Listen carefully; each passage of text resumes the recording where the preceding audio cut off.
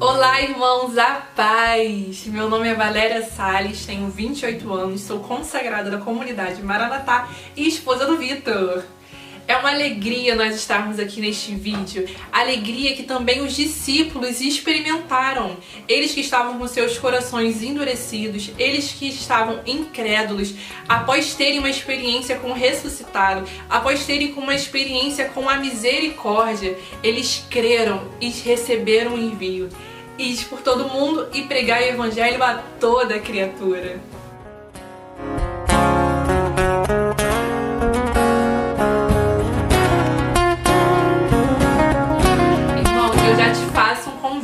Inscreva-se no nosso canal do YouTube Maranatá Rio, ativa o sininho para você poder acompanhar as notificações, tudo que vai rolar aqui. Nessa playlist nós iremos abordar esse documento do Papa, Exortação Apostólica Cristo Vivit, que o Papa Francisco fez aos jovens e a todo o povo de Deus.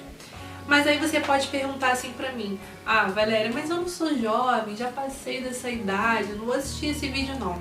E aí, olha o que o documento do Papa fala no parágrafo 13 para mim e para você.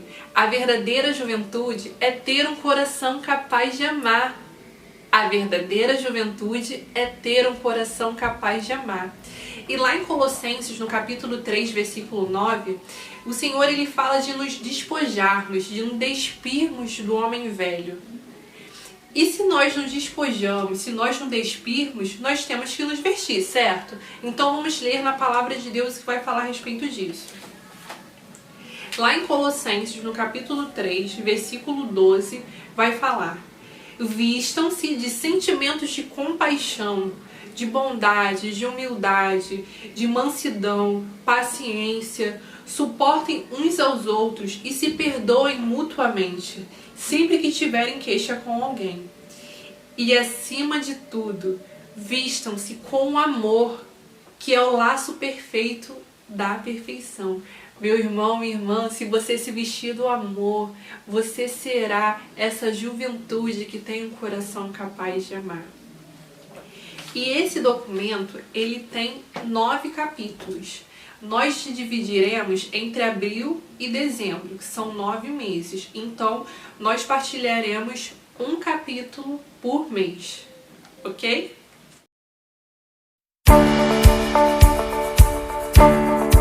Nesse capítulo 1, nós faremos esse caminho do Antigo ao Novo Testamento, de como que Deus foi ao encontro desses jovens. Vamos lá? O primeiro jovem que nós vamos abordar é José do Egito. Tem algum queridinho do papai aí? José do Egito, ele era o filho mais novo de Israel e ele era o mais amado por ser o filho da sua velhice. E os seus irmãos, vendo que seu pai amava mais José, ficavam roídos de ciúme, ficavam com inveja, ciúme e esses sentimentos que não vêm de Deus. E José, ele tem um sonho. Ele sonha e fala a seu pai e a seus irmãos que que toda a sua família estaria prostrada a ele. E aí seus irmãos ficaram mais irados ainda, ficaram com mais inveja, mais ciúme. E aí eles ficavam falando, né? Lá vem ele que quer reinar sobre a gente. Lá vem o sonhador. E aí com todos esses sentimentos, nutridos desses sentimentos ruins, eles armam a morte de José. E aí depois eles jogam José numa cisterna e por fim eles vendem José por 20 moedas aos ismaelitas. Chegando no Egito, José ele é comprado por um oficial do faraó. E ele começa a trabalhar para ele e tudo que José empreendia, tudo que os seus trabalhos, o Senhor o abençoava.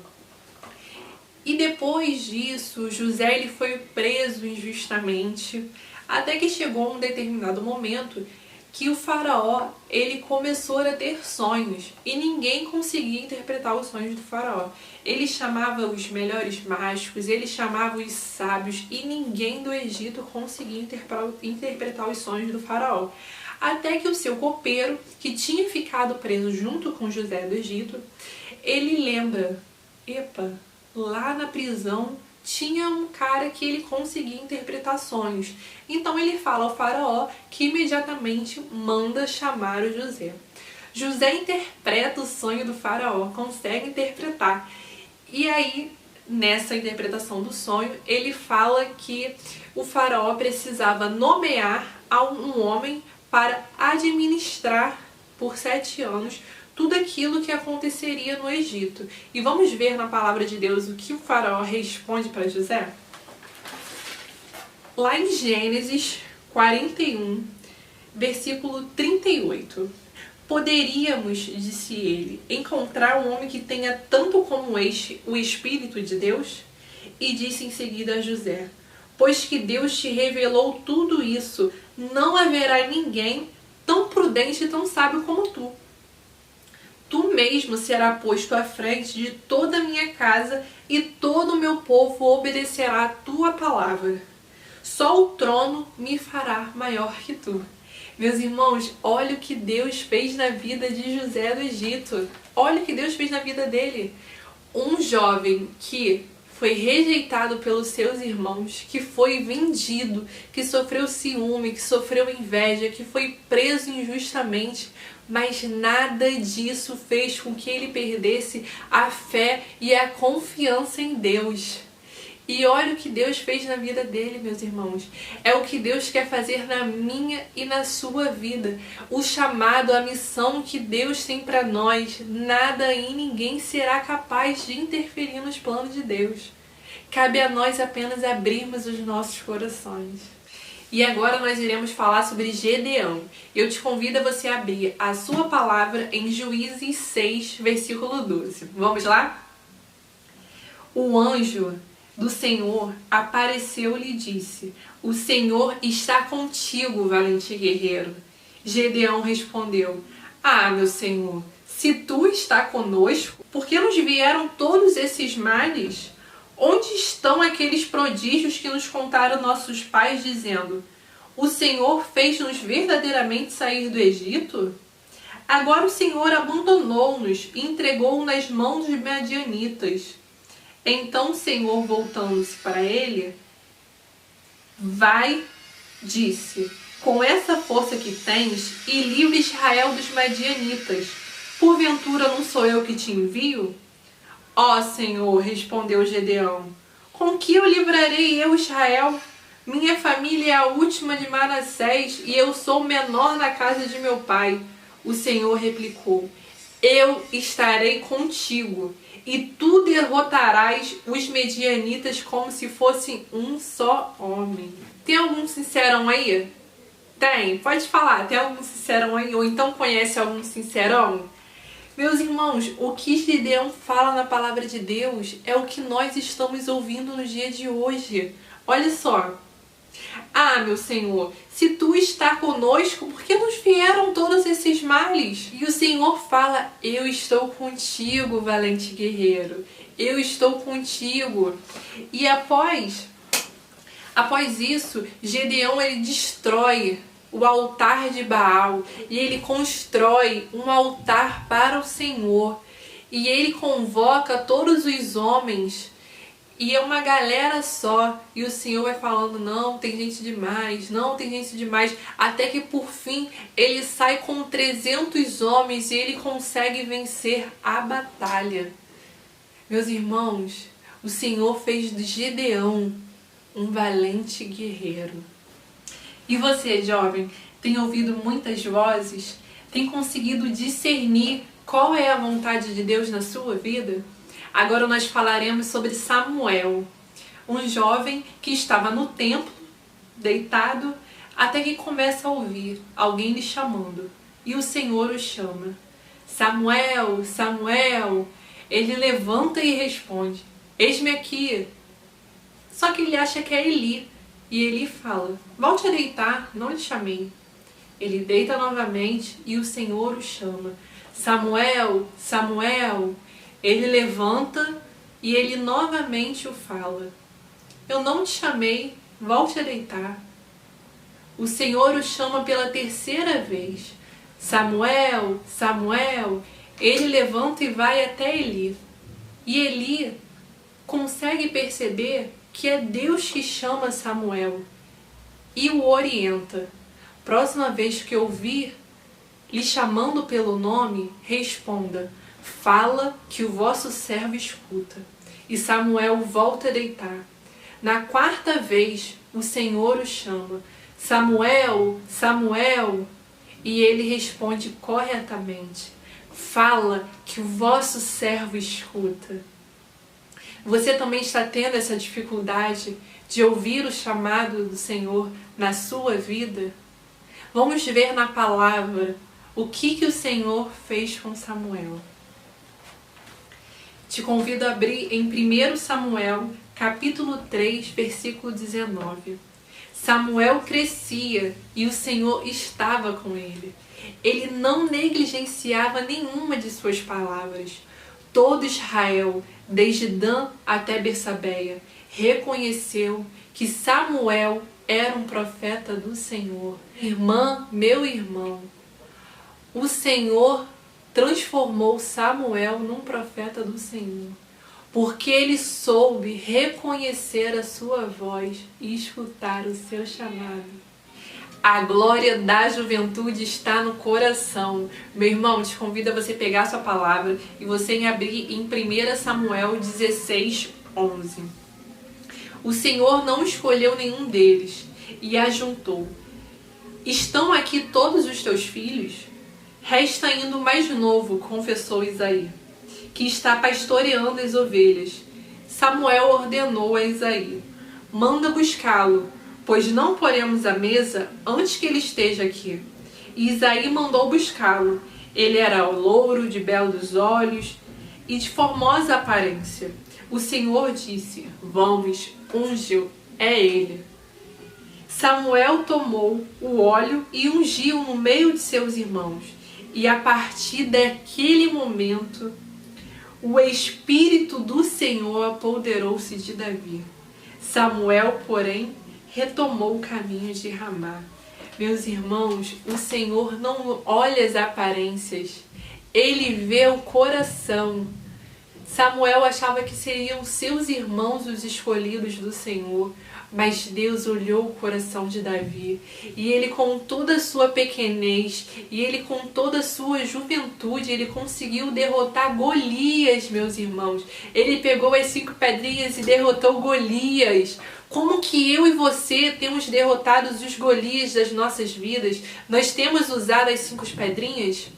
O jejum, a palavra, o rosário, a confissão e a Eucaristia, meus irmãos. Só assim nós conseguiremos vencer os gigantes. Só assim nós conseguiremos vencer essa batalha contra o mal.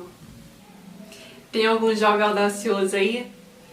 Se tem, vai se identificar com Salomão. Olha o que o Salomão pede ao Senhor. O que ele fala ao Senhor. Ó Senhor, eu não sei como governar. Ensina-me a ouvir. Dai-me um coração puro, capaz de discernir entre o bem e o mal. Será que o Senhor se agradou dessa oração? Vamos ver na palavra? Eu te convido a abrir em 1 Reis, no capítulo 3. O Senhor agradou-se dessa oração e disse a Salomão: por que me fizeste este pedido e não pediste nem longa vida, nem riqueza, nem a morte dos teus inimigos, mas sim a inteligência para praticar a justiça? Vou satisfazer o teu desejo. Dou-te um coração tão sábio e inteligente como nunca houve outro igual antes de ti, e nem haverá depois de ti. Dou-te, além disso, o que não me pediste, riquezas e glórias, de tal modo que não haverá quem te seja semelhante entre os reis durante toda a tua vida. Meu irmão, minha irmã, Samuel foi audacioso, ele pediu sabedoria, e Deus não só deu a sabedoria, como deu as riquezas também. E quem aí já ficou com medo diante de um convite de pregação, de uma gravação de um vídeo, de uma live, seja qualquer tipo de evangelização, né? Jeremias também sentiu isso. Quando o Senhor vai a seu encontro, ele fala: ah, Senhor, mas eu não sei nem falar Sou apenas uma criança. E vamos ver o que o Senhor respondeu para Jeremias? Te convido a abrir em Jeremias, no capítulo 1, versículo 7. Replicou, porém, o Senhor: não digas, sou apenas uma criança, porquanto irá procurar todos aqueles a quais te enviar, e a eles dirás o que eu te ordenar. Não deverás temê-lo, porque estarei contigo para livrar-te. Meu irmão e minha irmã, eu tenho um carinho muito especial com essa palavra, porque eu me senti exatamente dessa forma, e essa palavra foi a confirmação ao meu chamado da ministração da palavra. Então, se você, igual a mim, igual a Jeremias, também sente esse medo, também sente essa vergonha, assuma o chamado que Deus tem para você e seja esse profeta de Deus. E agora nós já falamos sobre os jovens do Antigo Testamento e nós vamos começar a falar dos jovens do Novo Testamento. Esse jovem que eu vou falar, ele era um jovem que ele vivia nas trevas, mas ele caiu em si e retornou para a casa do Pai. Você sabe de quem eu estou falando? É dele mesmo, do filho pródigo. Ele pede a herança ao seu pai ainda em vida. E ele deseja viver a sua independência, ele deseja viver novas coisas. E ele vive uma vida de pecado. Ele cai no mundo, gasta tudo e só resta o pecado. Até que ele cai em si e ele deseja retornar à casa do Pai. E ele já vai ensaiando o que ele vai falar para o Pai. Pai, pequei contra os céus e contra ti, já não mereço ser chamado de filho. Mas o pai não queria nem saber disso. O pai estava lá à espera dele e dá um abraço cheio de compaixão. Meu irmão, minha irmã, eu não sei o que você está vivendo no dia de hoje. Eu só tenho uma certeza, que esse Pai de misericórdia, Ele está doido para te dar esse abraço. Ele está doido para que você retorne para a casa dele.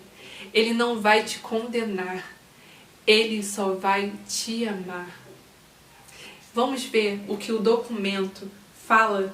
No parágrafo 12, o documento fala assim: como não acompanhar o filho nessa nova tentativa?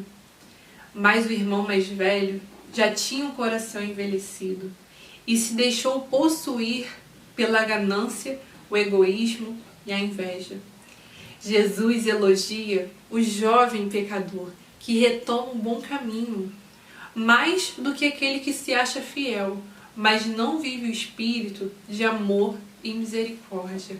Meu irmão, minha irmã, que eu e você não tenhamos vergonha de retornar à casa do Pai, que eu e você não tenhamos vergonha de cada vez que nós cairmos, nós se reconciliarmos com esse Pai misericordioso.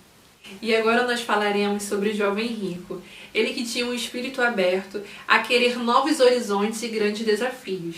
Até que uma conversa com Jesus, ele pergunta: Mestre, o que devo fazer para possuir a vida eterna? E Jesus diz: observa os mandamentos. E ele responde: mas tenho observado desde a minha infância.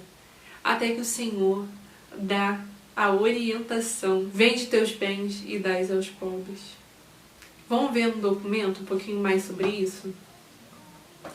Ele dizia da boca para fora que queria algo a mais. E quando Jesus lhe pediu que fosse generoso e repartisse seus bens, se deu conta que era incapaz de se desprender do que possuía. Finalmente, quando ouviu essa palavra, o jovem foi embora cheio de tristeza, pois possuía muitos bens. O documento continua falando que ele havia renunciado à sua juventude. E trazendo para os dias de hoje, esses bens não necessariamente significam só bens materiais. Aqui no documento vai falar que esse jovem havia renunciado à sua juventude. Talvez o bem que nós coloquemos nos dias de hoje seja a nossa juventude. Quantas vezes nós já ouvimos ou até mesmo falamos: quando eu acabar de fazer a faculdade, eu vou servir ao Senhor. Ah, quando eu casar, aí depois eu sirvo o Senhor. Ah, quando eu tiver os meus filhos, aí sim eu vou servir ao Senhor. E quando você foi ver, o seu bem, que era a juventude, você não se desprendeu dela a serviço do Senhor. Que nós possamos, a exemplo desse jovem rico, entregar ao Senhor tudo aquele que nos prende a caminhar com Ele. O documento fala também sobre as 10 virgens, que 5 estavam atentas e preparadas, enquanto 5 estavam distraídas e adormecidas. Como que eu e você queremos viver a nossa juventude? Vigiai, pois não sabemos quando o esposo vem. E agora nós falaremos sobre o último jovem. Eu te convido a abrir a sua palavra em Lucas 7, do 11 ao 15. No dia seguinte, dirigiu-se Jesus a uma cidade chamada Naim. Iam com ele diversos discípulos e muito povo. Ao chegar perto da porta da cidade, eis que levaram um defunto a ser sepultado, filho único de uma viúva. Acompanhava muita gente da cidade. Vendo o Senhor, movido de compaixão para com ela, disse: não chores. E aproximando-se, tocou no esquife, e os que levavam pararam. Disse Jesus: jovem, eu te ordeno, levanta-te. Sentou-se o que estivera morto e começou a falar. Jovens, se sua vida espiritual, se os seus sonhos, se a sua esperança está morta, o Senhor fala para mim e para você no dia de hoje. Ele nos ordena: jovem, levanta-te. Não permita que a ansiedade, que a depressão, que a sexualidade desregrada, as drogas, as bebidas, o dinheiro te afaste do caminho do Senhor. Nos coloquemos na presença dEle para ouvir a sua voz, para discernir o seu chamado. Sejamos esses valentes guerreiros. Deixe-se lavar, deixe-se purificar por essa água, por esse sangue que jorrou no alto da cruz. Santa Catarina de Siena vai dizer: se fores aquilo que Deus quer, colocareis fogo no mundo. O Senhor quer levantar uma geração audaciosa no dia de hoje, uma geração ousada, uma geração que não tem medo de anunciar a tua palavra. Assim como o Senhor foi no encontro desses jovens no Antigo e no Novo Testamento, Ele quer ir ao meu e ao seu encontro. Não seja como um jovem rico que volta triste e se afasta do caminho do Senhor porque ficou apegado. Sejamos livres para fazer a vontade de Deus, que com certeza Ele fará grandes coisas na minha e na sua vida. Basta que estejamos com o coração aberto para fazer a sua vontade e para ouvir o seu chamado. Te convido agora neste momento a pedir a intercessão da mãe, aquela que também foi jovem e ela disse sim à vontade de Deus. E que assim como ela, nós possamos também dizer e fazer tudo aquilo que o seu Filho Jesus nos disser. Ave Maria, cheia de graça, o Senhor é convosco. Bendita sois vós entre as mulheres, bendito é o fruto do vosso ventre, Jesus. Santa Maria, Mãe de Deus, rogai por nós, pecadores, agora e na hora de nossa morte. Amém. Clame ao Espírito Santo, que com certeza Ele nos ajudará a vencer todas as nossas fraquezas e limitações. Estamos e estaremos reunidos no amor misericordioso do Pai, do Filho, do Espírito Santo. Amém. Te esperamos no próximo vídeo com o capítulo 2. Tchau!